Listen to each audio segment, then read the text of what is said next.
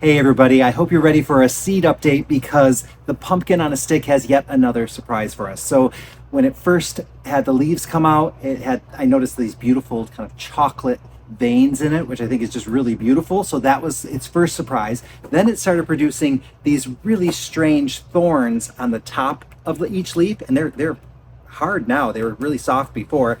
And then they started to show up on the underside as well. So surprise after surprise. But now we've got flowers in here, which is very exciting. So let's see if I can show you the flowers on this. Let's see. Can you see those? I hope it's focusing on that. Let's see. Whoa, wind's blowing a little bit. So that means we're going to have fruit. And one thing about the pumpkin on the stick, though, is that I haven't really found much really useful information on growing it. There's basic guides on how to grow it. I mean, it's basically the same instructions that you might see for a pepper or something like that. But like nobody's saying if you should trim it or pinch it or do anything like that. And then also, I'm not sure with the flowers if this is one you don't have to do anything with, or if it's one that requires insects to pollinate it, or if it pollinates by air. I'm not really sure. So I think what I'm going to do with these is I've got my little Q-tips and I'm going to just help it along with the pollination. I don't know. This might be completely useless, or I'm not doing anything, but I'm just going to go in, just kind of touch the flowers and just see. I don't know. I mean, I've seen people do this with like peach trees and different kinds of fruit trees and stuff. So why not, right? So we'll see. No, there's not too many more. I have a feeling it doesn't need my help, but I might as well do it. My other plan with these is I am going to pot them up into bigger containers. So I'll do that a little bit later. I'm going to show you the rest of the seeds first, just because it's been a lot of fun. I know last week I was a little up and down with my feelings about my seeds, but I'm feeling much better now. And thank you guys for your support and the feedback that you guys gave me. I do definitely appreciate it. You'll notice my dahlias are looking much better, and potting them up, and then also I did put a fan on them for a couple days and they're much stronger. My alyssum is blooming as well, and I probably need to trim that back so that I'll get a little more branching on that. I didn't have very good germination on it, but I'm happy with the two plants that I did get. Grasses are doing great since I transplanted them. This is Purple Majesty. This one is the black tip wheat. A lot of those have branches going all over the place, and this one is bunny tails. So they're doing fine. And then I also have my marigolds, and I did get a chance to pinch all those. So this one's the cocoa gold, and I am getting new growth up here. So that's going to be a lot, bushier than it was. And then this is the big duck. So here are my bush impatiens, and I just watered them. So don't think I'm still overwatering, because actually my seeds got evicted this week. So they are no longer in the greenhouse. I had to put them into what we call greenhouse number 3.5. This is attached to the back of 3, and they're just on pallets right now, which means I don't see them all the time, which means I completely neglected them. And so they're probably getting the appropriate amount of water now, whereas before I was overwatering. But I did remember to water them today, and some of them are really desperate for water. And so these definitely are ready to pot up. I did stick this one in soil, and what I did with this one is it was about the same size as this one, and I had planted it kind of up to here. So I had sunk it pretty deep, so I put it down to here, and it's just taking off. So it was happy with that choice. So I'm relieved about that. I'm going to show you some other things. I have some of my chilies. This here, I'm guessing this is going to be ready for me to plant up. I'm sure I could keep them in here a little longer, but I want to get those into something. And then the pumpkin on the stick are very much the same size. My celosia and my amaranth, neither one of those have really improved much. And everything else doing really well. So I'm glad to see it. So even with extreme neglect, which is what I've been doing, these things have been doing pretty darn good.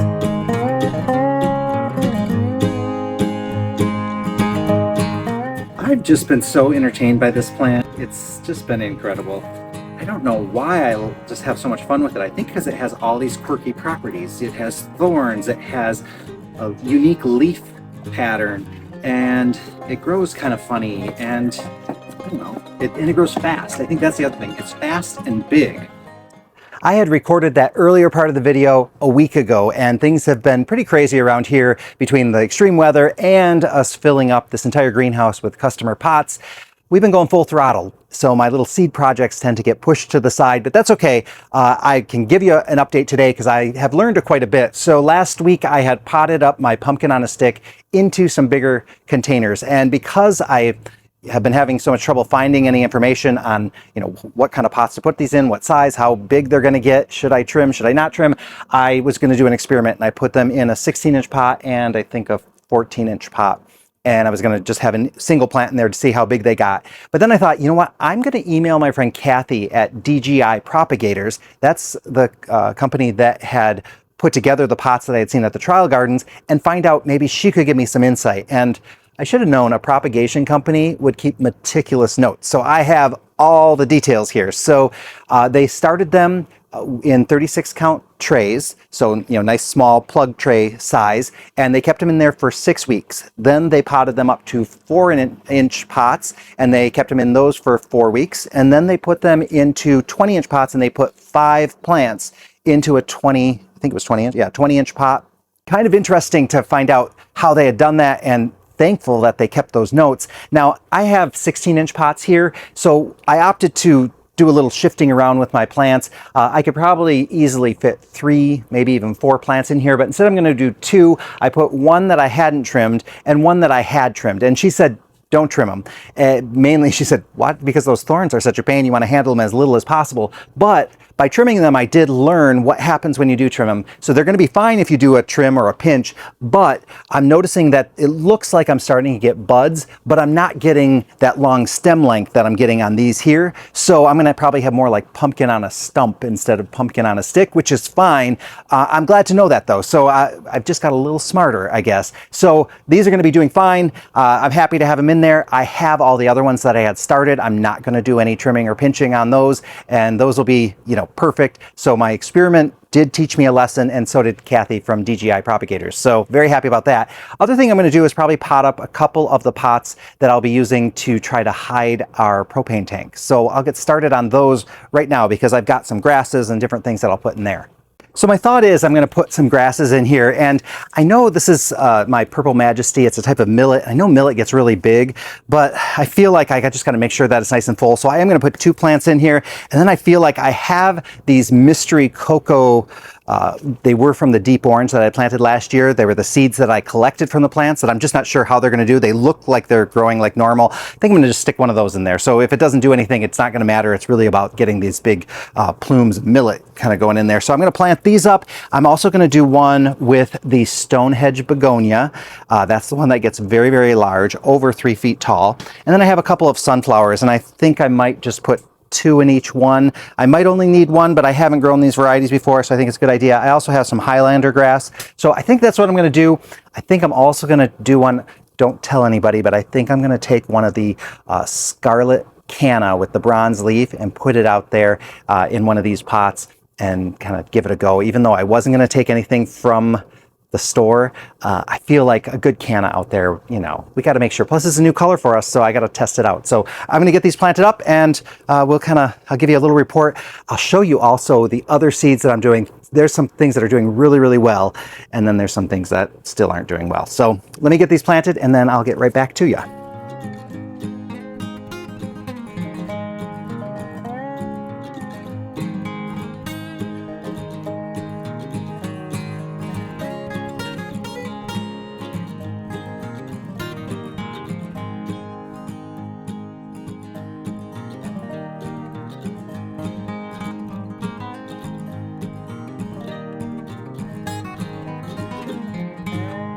So the last thing I have to plant up is this Canna, and I need to do it because it is starting to get really hot in here, so don't mind my sweating.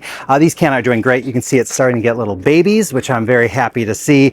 And like I mentioned when I planted them, they will fill the pot that they are in. So I can see the roots coming to the edge. There's still plenty of room in there right now, but in a couple weeks, we're going to start seeing these things really nice and, coming, pushing on the edge of the pots. By the time people come for shopping, they're going to be ready to be put into bigger pots, which is really great.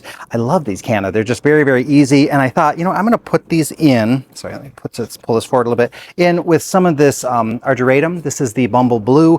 This is a new one for us. It's been around for a little while, but we wanted to give it a try because in the past when we did argyratum years and years and years ago, they're beautiful, but the spent flowers always looked a little brown and kind of blah.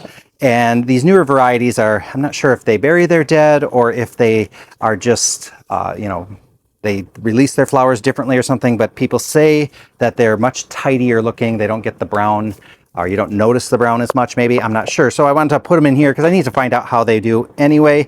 So might as well pop them in here. Chances are this Canna would fill this pot. I've got to be careful because I made sure to get a pretty wide bottom pot because I don't want it to be too top heavy to where it's going to fall over in the wind.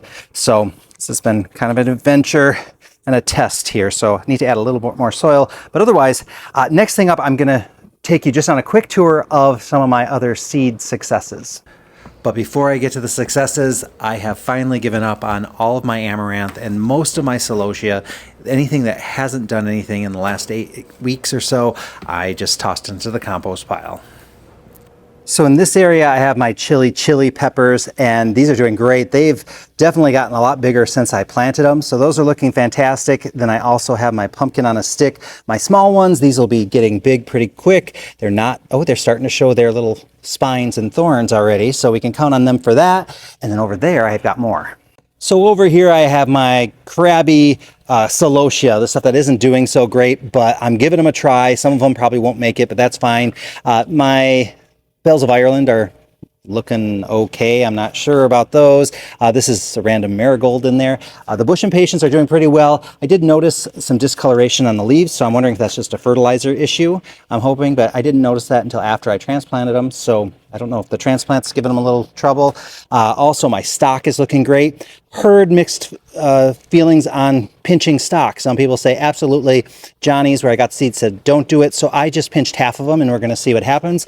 This is all status over here, so lots of that doing well. So that's my seed update. I'll talk to you guys all very, very soon.